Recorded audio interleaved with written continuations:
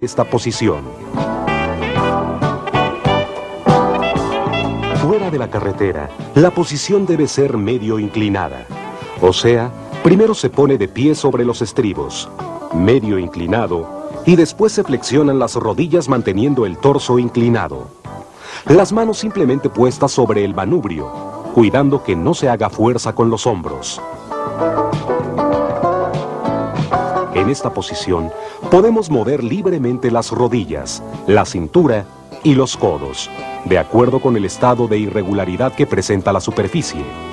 Esto aumenta la estabilidad y facilita el desplazamiento de peso del cuerpo hacia adelante y hacia atrás, o hacia los lados.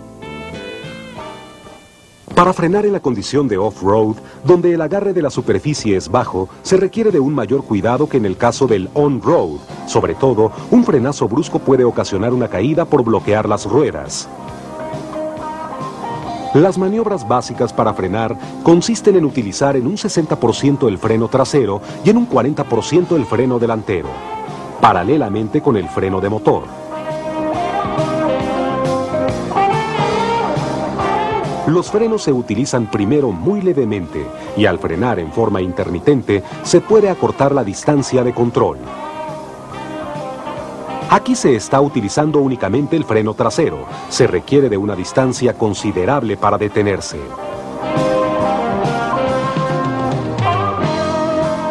Hay que tener cuidado del uso intenso del freno delantero porque la máquina puede caerse.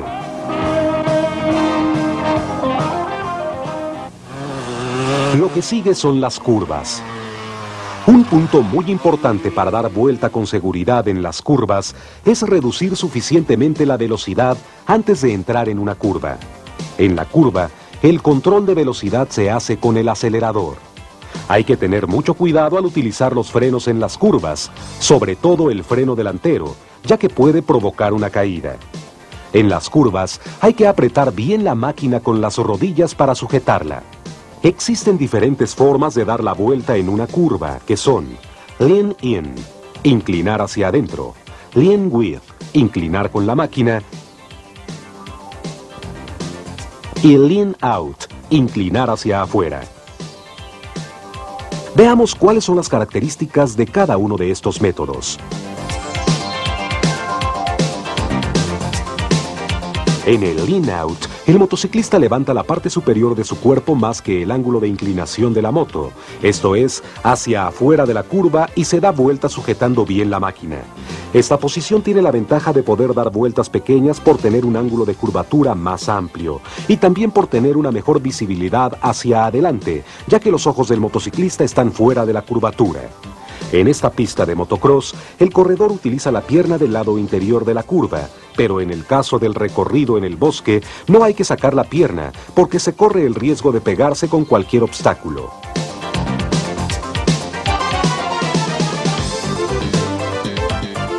En el lean with, el ángulo de inclinación de la parte superior del cuerpo del motociclista coincide con el de la máquina y se da vuelta en la curva como un conjunto integrado.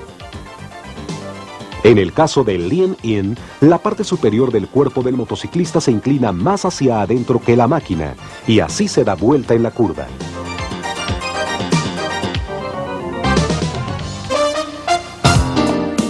Ahora haremos ejercicios para subir y bajar las pendientes pronunciadas.